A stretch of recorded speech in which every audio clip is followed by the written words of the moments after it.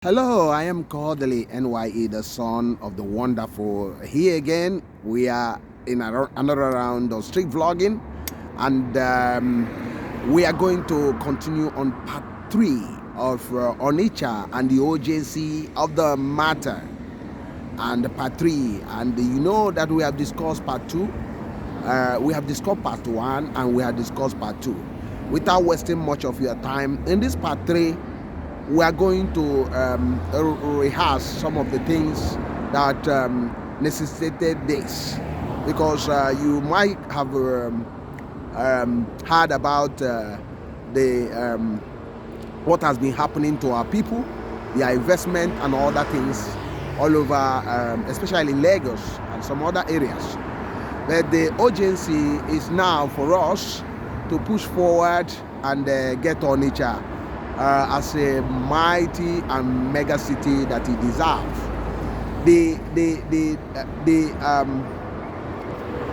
What we needed for Onitsha to be that is already there. There is a huge population. There is real businesses, industries, and there is also real estate. But what is missing at the moment is the policy formulators. There is the government is basically absent in everything, basically in Onitsha, and that's why Onitsha has not been the real mega city it's supposed to be.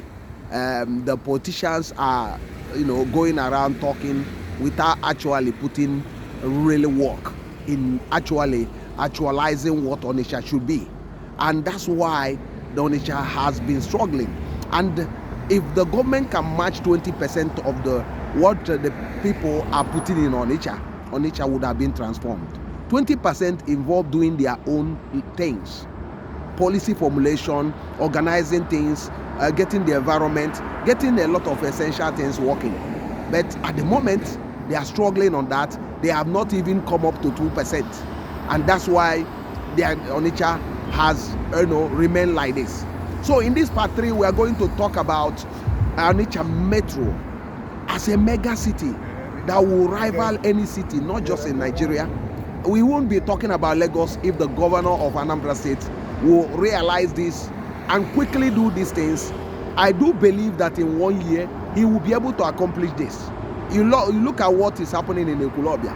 If he has that determination, although I know that some one or two guys actually have helped him to get that, pushed him, because when he was talking, visiting in Ekulobia, people are becoming worried. But eventually some guys rise up. But it is for another day. So now in Onitsha, what is he going to do? A mega city should actually be connected with roads. The roads shall be interwoven. The roads. So now we know that Onitsha doesn't end in Onitsha North alone. Onitsha is made up of almost 5 local governments. I talk about Uyi local government, Onitsha North, Onitsha South, Idemili, part of Idemili North, and also even partly Idemili South, but let's say Obaru local government.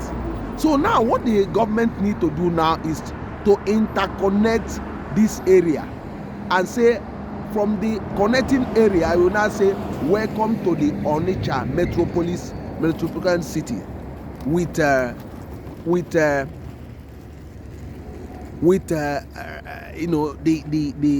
adjoining towns and areas. So what does that entail? It entails that the government will expand roads that will connect this area completely, so that immediately you get into this Onitsha Metro, you will have like a wow factor. What I mean by wow factor is that you will know the difference that you have entered a mega city. It shouldn't be only Onitsha Enugu Expressway that will be showcasing Onitsha. We will have something like that Onitsha Enugu Expressway being connected through the Nkwele with a dual carriageway or 4 lanes going to Nsugbe and here about to Onitsha Main Market.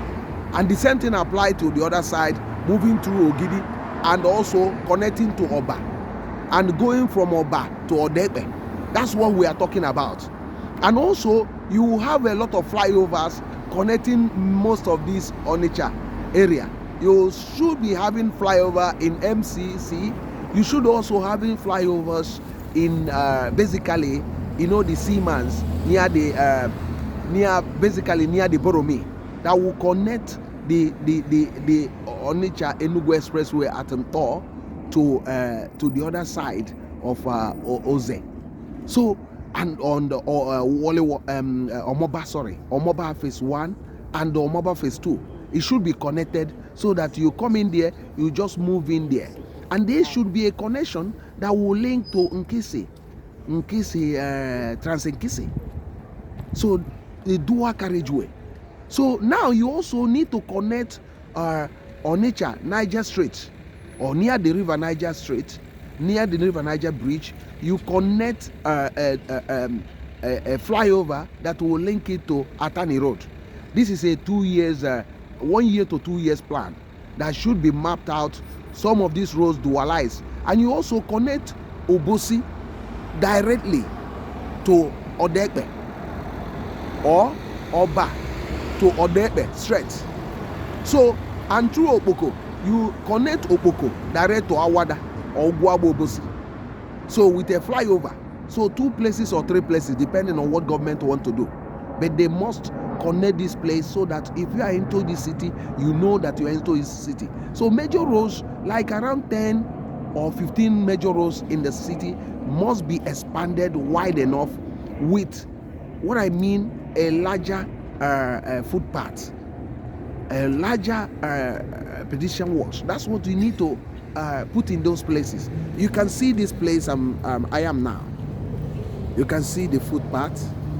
You can see how it's interlocked. You can see how it's very huge. You can see. So that's what we are talking about. So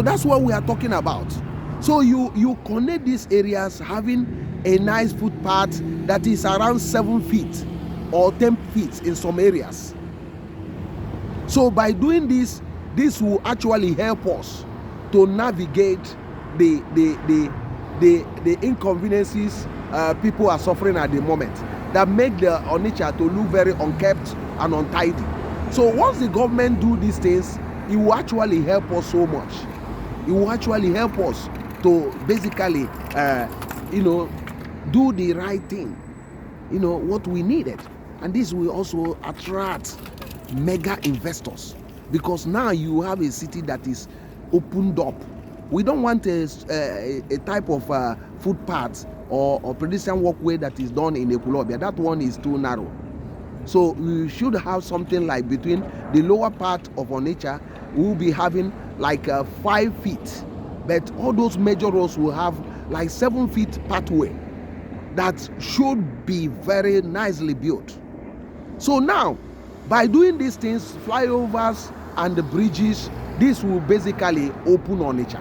So when people are talking about going Lagos, I do believe they will be basically wasting their time, because you will now have a great city rising up, and it will give confidence to already investors that are ready to invest to do more, because what we are seeing is just a little to what they will do if the government can rise up to the occasion, do their own part. At the moment, government has not risen.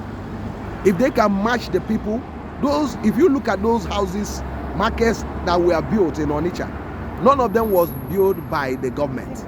The water people are using in their homes, none of them. People are even providing solar panels, solar street light for themselves. The government has not deemed fit that they need to do these things. This is what they need to do, and this in part 3, that's what we are discussing about. I don't know what you are thinking about, because time has come. We must do something.